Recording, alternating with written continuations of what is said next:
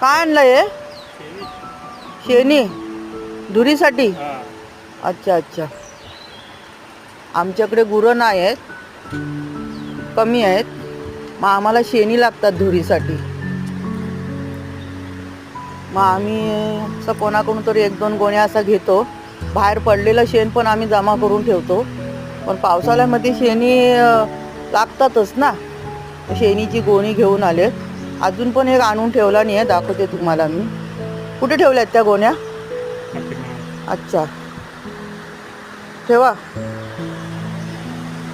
गोण्या अशा आम्ही जमा करून ठेवलेल्या आहेत पावसाळ्यासाठी. खूप मच्छर वगैरे म्हणजे चावरं येतं ना.